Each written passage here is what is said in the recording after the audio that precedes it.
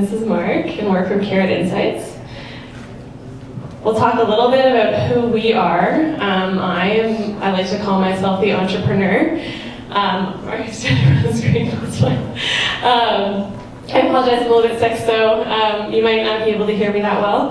I am one of the founding team of Carrot Insights, which founded Carrot Rewards, which we'll talk to you about in a bit.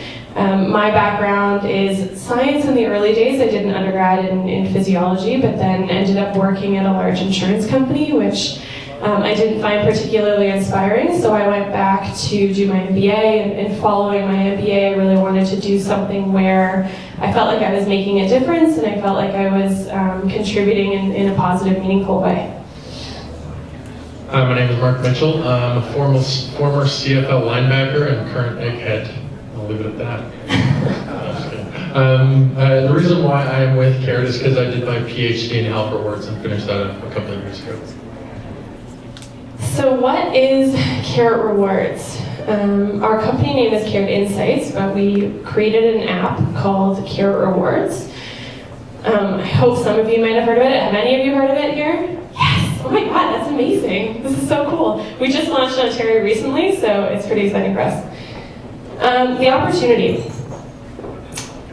I like to think of public health as the unsung hero of, this should actually say, the 19th, 20th, and 21st centuries. Most people, when you ask them why life expectancy has increased by 30 years over the past 100, 200 years, will say that healthcare is the reason for that. And it's actually not true. Most of these studies are done in the States, so you have to do a bit of an extrapolation to Canada, but I'm going to take it because a lot of our innovation does come from there. Public health is really the reason for 25 of the 30 years that have been added to life expectancy in the last few centuries. And those are innovations like clean drinking water, fluoride added to water, education for young mothers, vaccinations, health information, nutrition information. These innovations are actually the things that have added to our life expectancy and quality of life in the past years. So why aren't we focusing more innovation in public health? You hear all of these great innovations coming from healthcare, tons of advances in treatment, but how much really has public health changed? So we wanted to come at it from a bit of a different angle. We took a look at loyalty, and loyalty is something that works in just about every other industry. Why not try it in health? You look at the things that people do for loyalty. People will, they're coming back from a flight in the airport, and there's a row of 10 different places that they can rent a car, and they'll go down to the one at the very end because it gives you airplane miles. And the things that people do for loyalty, quite frankly, I find insane, but it's very powerful. So we thought, why not apply this to something that can actually make people healthier? And that's where we come in. So we developed the Carrot Rewards app to use the power of loyalty to reward people for these healthy behaviors. So things like healthy eating, smoking cessation, safe drinking guidelines, physical activity and exercise, immunizations, breastfeeding. We've even done things like health and safety. So what we started with was, if we can get you to walk down to the end of the line at the airport, can we get your attention? Can we get you for 30 seconds to complete a 5 or 6 question quiz on why you should get the flu shot? Because studies show that if we tell you why you should get the flu shot, you're more likely to get the flu shot. So if we can get your attention, can we then make a change? And from there, that was just a starting point. And once we saw how well that worked, we wanted to do more. Thanks, Sarah. And just to be clear, we're rewarding people with Scene Points, Petro-Canada points, Aeroplan miles, and More Rewards points, which is a grocer in BC, to complete health education quizzes, essentially, and watch health videos, engage in health content, public health content, in all of these areas. And these public health priorities were identified by our provincial partners. But in addition to making education easier, essentially, we wanted to take a step further. So instead of just, and I always say, I've probably said it 1,000 times, education is necessary, but it's insufficient. We also wanted people to learn how to set goals, how to track, how to overcome barriers, how to relapse plan, how to action plan. This is all sort of behavioral speak. And so we did that. So we rewarded people to do all those things, and we continue to do that. At the end of our quizzes, we also reward people to click to links, right? So wonderful government resources that are very, very, very underutilized. And so we're driving traffic to these existing wonderful government resources. Specifically, and the most impressive link out type is the call out. So for example, if we can get a smoker to call the smoker's helpline, they're twice as likely to quit. And so we can give somebody literally pennies to do that. We've been able to do that. But in addition to sort of the health content, knowledge building, education aspect of the app, we've shifted or moved also into rewarding objectively measured behaviors, starting with walking, essentially. And so we developed a really seamless walking program, which basically rewards people with all the loyalty program points I just mentioned to hit tailored walking goals. So we basically, we ask you to carry your phone as much as you can during our baseline period. We calculate the average, and then we ask you to hit that goal. If you hit it, you earn your reward. If you hit it 10 out of 14 days, then you get a bonus. And that's it. That's kind of our walking program. It's seamless, and it's a way better way of helping people track their physical activity, because they're already charging their phones for the most part. They're already carrying their phones for the most part. Fitbit, for example, is notorious. People stop using it after a few months. In part because they have to charge it. It's an extra device they have to worry about, et cetera, et cetera. Just show of hands, who has ever owned a Fitbit? Okay, and who is wearing it? Okay, nice. Okay, so the record shows about 10%. And who here has a smartphone?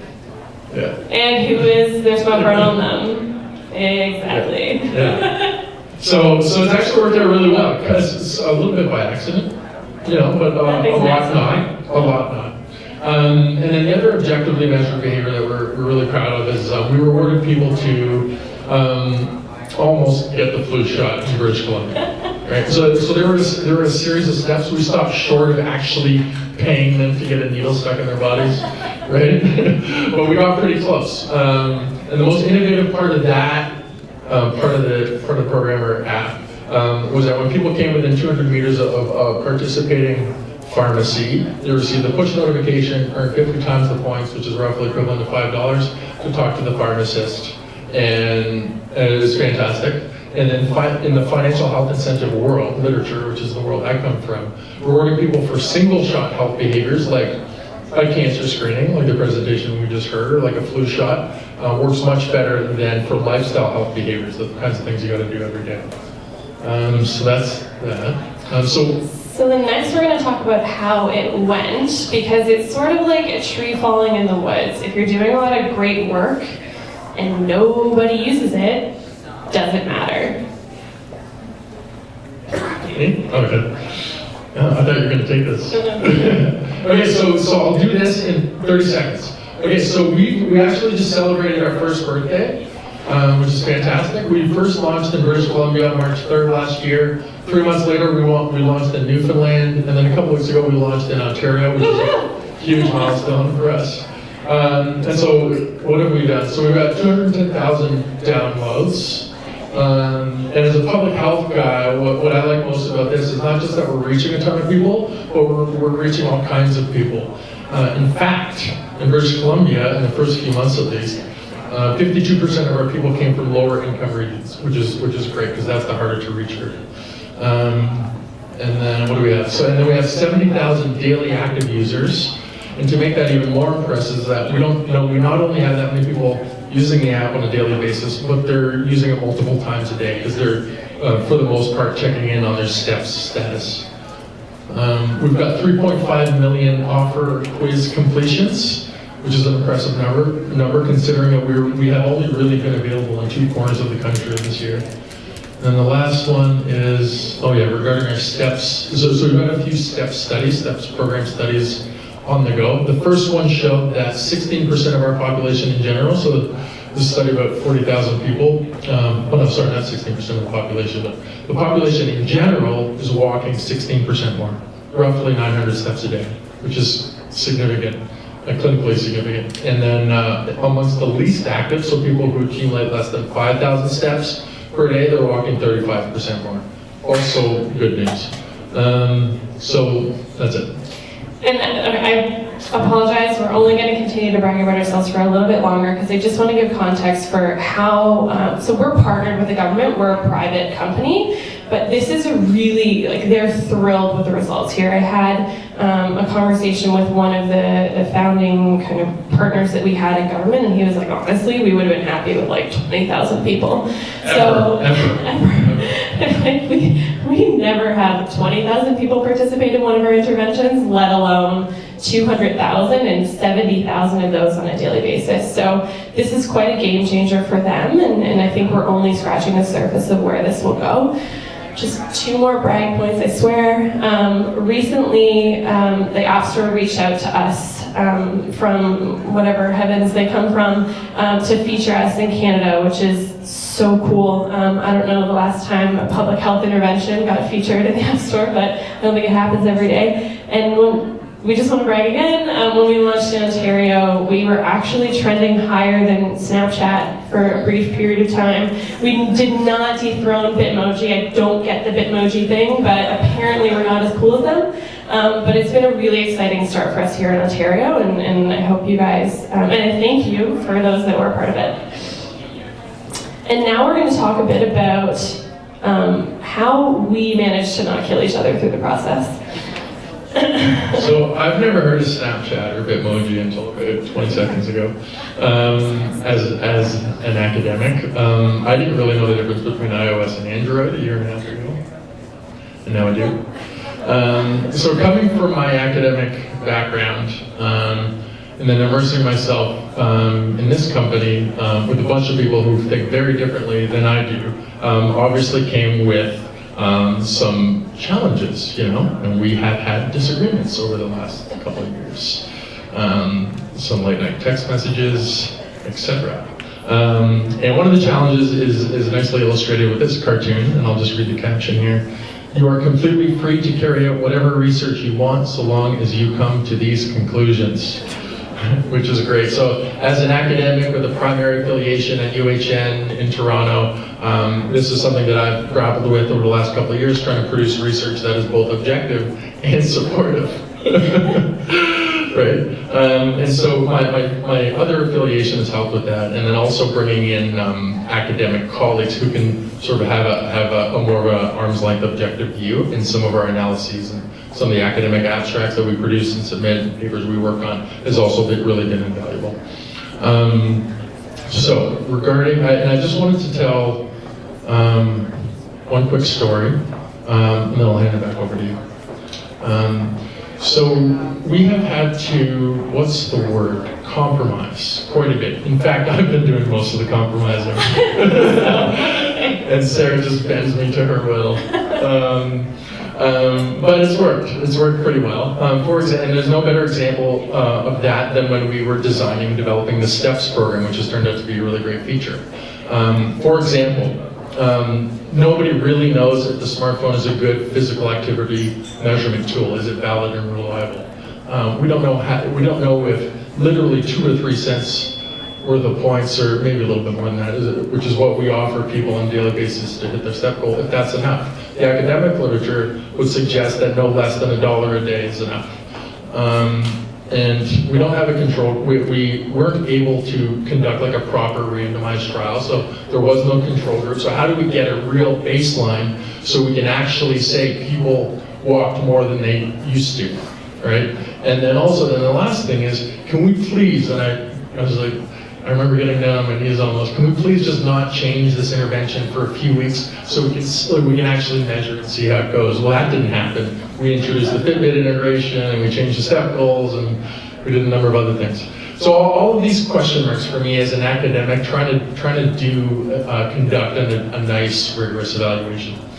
Anyway, I think what I wanted my take home to be was that because we've been able to work together on a weekly basis, and I wasn't parachuted in as some sort of academic who just lent credibility because he has a shiny degree, we have been able to overcome a lot of these barriers. And I won't get into the answers to each of the questions I just posed because I'm talking more than I should be. I guess what I just wanted to say is that as an academic, developing a good and regular relationship has been the most important thing from my perspective, because things change so quickly, literally hourly. And the last thing I'll say is I was driving to the zoo with my kids, trying to convince Sarah to make a subtle, really, text change in the app so we could actually say people walk 16% more. And if we didn't do that, literally 5 or 6 minutes before we launched this thing, we wouldn't have been able to say that. So frequent, regular contact has just been really important. And I, on the flip side, have kind of the yin to Marc's yang in terms of my perspective. So, as I mentioned, I was on the founding team of this company, and it's not easy being a startup. I think that it goes without saying. But really, I mean, you're fighting for your life every day. I mean, we had a nice government contract, but that was only enough to start us, and we are still going out there and trying to find, a business model and partners and contracts that support this thing. And you have to find a way to make everything work, and you always have less resources than you want, and you always have less time than you need. And it's tough because I feel like, coming from my very shallow science background, I had a lot of sympathy for Marc, because I know the rigor that goes into the scientific process and making sure that everything is done properly so that we can actually stand behind these results. But at the same time, I'm like, dude, I don't have 2 months to get this right. I've got a week, and it's got to roll out, and you get to fix what you can fix, and that's it. And so it was a really good experience, I think, for Marc to learn that if we don't move the way that we need to move, we don't get to do this thing. So, and we had a debate whether or not, I always say done is better than good, but I think that it should be don't let perfection be the enemy of good. Because, in a startup, it's just like ship it, get it out the door, and out the door is better than perfect and sitting in the office. So that the one side is I was constantly pushing Marc to move faster and make compromises, but on the other side, as a business person, it was such a privilege to have someone who becomes your guidepost and is always there standing up for, okay, let's do this the right way, not just the fast way. And I remember one of the early conversations that we had, I was like, Marc, give me your perfect, this would be the best intervention, this is going to get the most people healthy. I'm over here in reality, but I'm going to do as best as I can to get us as close to whatever your vision is, and that's my job. And I'll fight in the trenches of the dev team and trying to push through all these last minute changes, because ultimately the closest we can get to what we know is gonna work is how we win in the end. But it's definitely a lot of battles, a lot of storming out of a room and coming back and waking up. But I think that that productive friction is so powerful, particularly when you're moving so quickly. So I think you're going to close it off with what you learned? No? I'm done. Okay. So I think what we wanted to come here to say, in addition to download our app, please, was it's really a marriage of the minds. And we're not married. Marc has a lovely family and beautiful children. But it really is a different kind of marriage where, we have our own objectives and we're all trying to reach the same goal, but we have very different motivators. And bringing it back and compromising with each other is the only way that you can get it done. That's it. Thanks. So we're going to take 1 or 2 questions from the audience. Hi, I just tried to download it and you've got some great reviews. So I kind of have a two-part question. My first was the revenue. I noticed I didn't have to pay for the app, so I'm just curious where the revenue's coming from. And also was curious how you guys have been experiencing rolling this out to other loyalty reward programs in addition to Aeroplan. Yeah. So the revenue model is we were initially founded by a government contract which pays for the points, and you get the points for free and we make a margin. So what the government really liked about it is essentially it's a pay for performance model, which is a lot of kind of government is moving. There's really a pressure on we only want to do things that we know prove results. And so if we know that the behaviors that we're incenting are going to make people healthier, then the government pays for those points, and it's kind of a chain that way. So that was the initial, and then now we're expanding it to more than just government partnerships.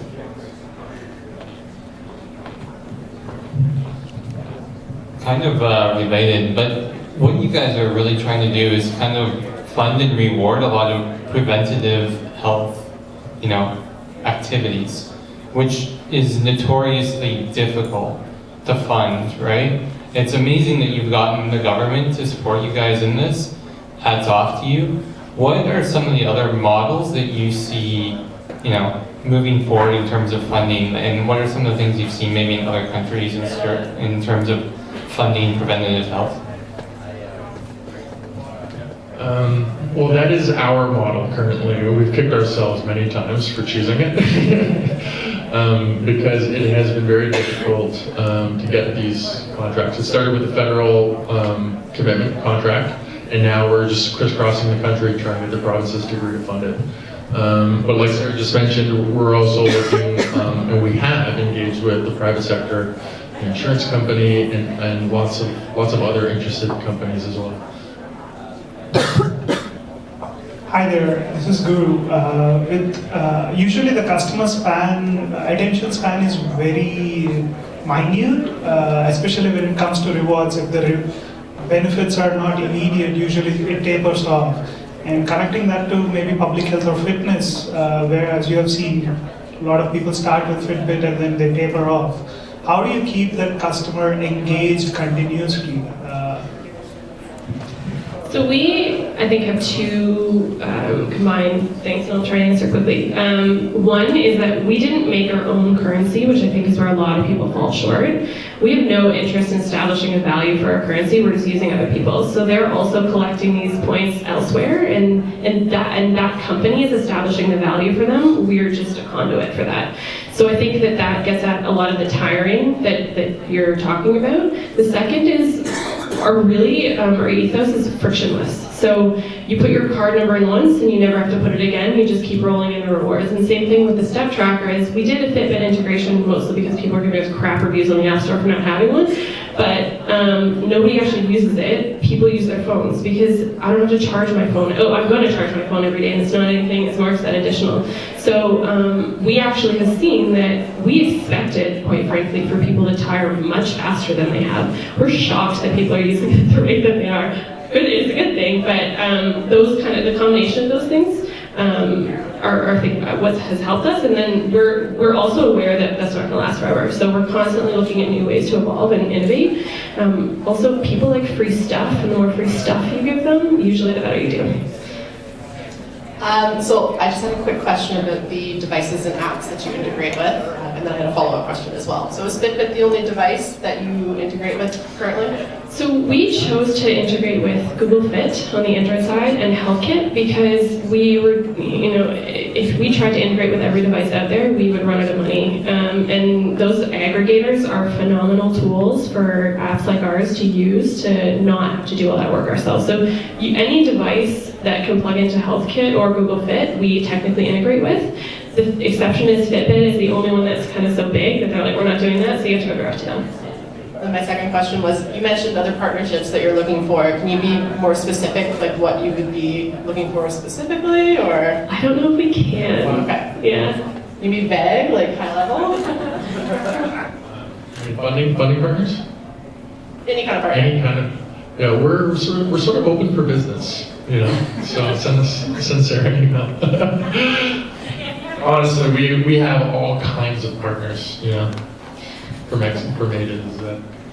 Perfect. So we're actually going to have them stay here, but we're going to take a minute stretch break. I am a physio, and rest is rust and motion is lotion, so please take a stretch break, grab a drink if you want. We're coming back in 30 seconds.